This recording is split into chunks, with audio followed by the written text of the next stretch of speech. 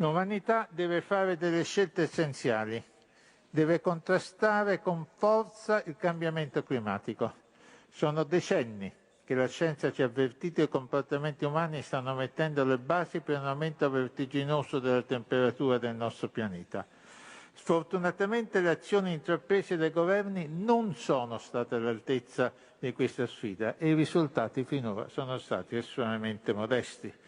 Negli ultimi anni gli effetti del cambiamento climatico sono sotto gli occhi di tutti, come ha detto il Presidente Casini.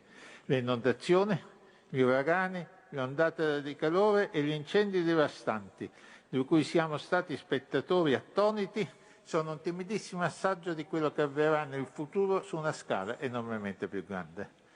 Adesso incomincia ad esserci una reazione forse più risoluta, ma abbiamo bisogno di misure decisamente più incisive.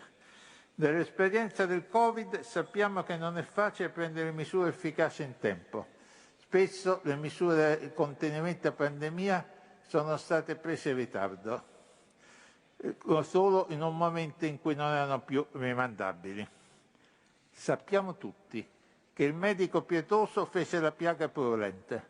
Voi avete il dovere di non essere medici pietosi.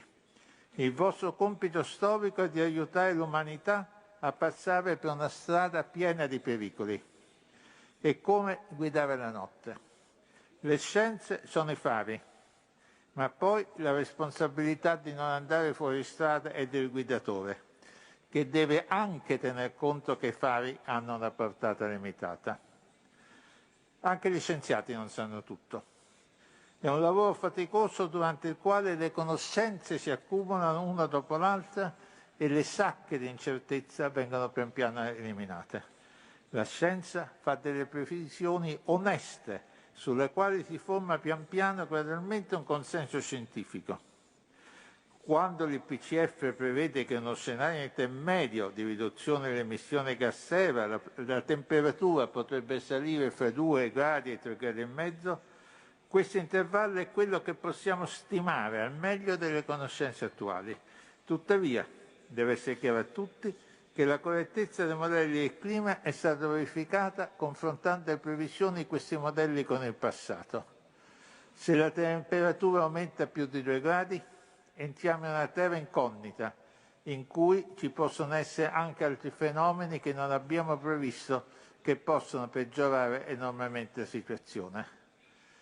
Per esempio, incendi di foreste colossali come l'Amazzonia emetterebbero in quantità catastrofiche di gas serra, ma quando potrebbe accadere? L'aumento della temperatura non è controllato solo dalle emissioni dirette, ma è mitigato da tantissimi meccanismi che potrebbero cessare di funzionare con l'aumento della temperatura. Mentre il limite inferiore dei 2 gradi è qualcosa sul quale possiamo essere abbastanza sicuri, è molto più difficile capire quale sia lo scenario più pessimistico. Potrebbe anche essere molto, ma molto peggiore di quello che noi ci immaginiamo. Abbiamo di fronte un enorme problema che ha bisogno di interventi decisi, non solo per bloccare l'emissione di gas serra, ma anche di investimenti scientifici. Dobbiamo essere in grado di sviluppare nuove tecnologie per conservare l'energia, trasformandola anche in carburanti, tecnologie non inquinanti che si basano su risorse rinnovabili. Non solo dobbiamo salvarci dall'effetto serra, ma dobbiamo evitare di cadere nella trappola terribile dell'esaurimento delle risorse naturali. Il risparmio energetico è anche un capitolo da affrontare con decisione. Per esempio, finché la temperatura interna delle nostre case rimarrà quasi costante tra estate e inverno, sarà difficile fermare l'emissione. Bloccare il cambiamento climatico con successo richiede uno sforzo mostruoso da parte di tutti. È un'operazione con un costo colossale, non solo finanziario, ma anche sociale, con cambiamenti che incideranno sulle nostre esistenze. La politica deve far sì che questi cambiamenti che questi costi siano accettati da tutti. Chi ha più usato le risorse deve contribuire di più, in maniera da incidere il meno possibile sul grosso della popolazione. I costi devono essere distribuiti in maniera equa e solidale fra tutti i paesi che attualmente incidono sulle risorse del pianeta maggiormente devono fare più grandi sforzi. Permettetemi di aggiungere una considerazione di natura economica. Il prodotto interno lordo dei singoli paesi sta alla base delle decisioni politiche e la missione dei governi sembra essere quella di aumentare il PIL il più possibile, obiettivo che però è in profondo contrasto con l'arresto del cambiamento climatico. Vorrei fare mie alcune parole che Robert Kennedy pronunciò nel lontano 18 marzo del 1968 all'Università del Kansas. Il prodotto nazionale lordo comprende l'inquinamento dell'aria e la pubblicità delle sigarette e le tombolanze per ripulire le nostre tossate dalla carneficina. Comprende le serrature speciali per le nostre porte e le prigioni per le persone che le rompono.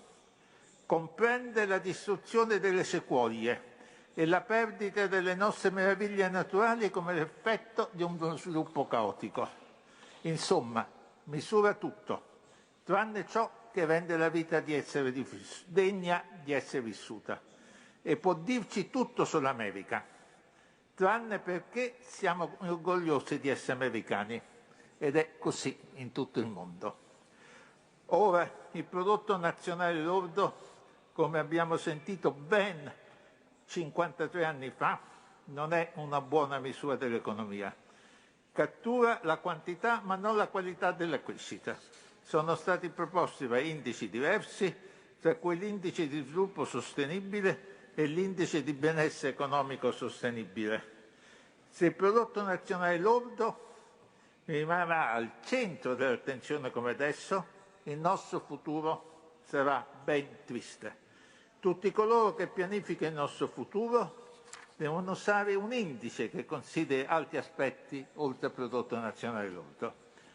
Bloccare il cambiamento climatico è un'impresa che impegnerà l'umanità per moltissimi anni e le nuove generazioni avranno un ruolo fondamentale. L'educazione è un punto cruciale. I giovani devono essere in grado di capire la situazione generale e di formarsi le proprie idee e devono essere ascoltati. Dobbiamo dare ai bambini un'educazione scientifica a partire dalla scuola materna, ma per prima cosa devono imparare il metodo scientifico, a dedurre dalla propria esperienza.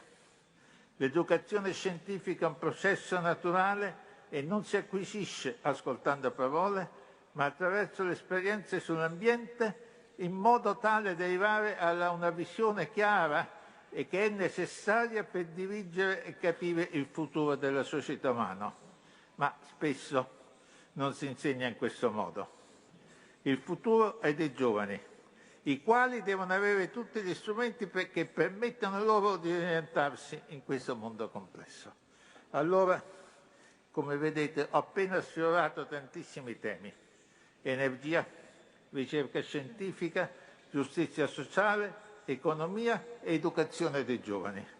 Affrontare queste problematiche e risolverle è il vostro compito, con il contributo di tutti, specialmente dei giovani. Grazie.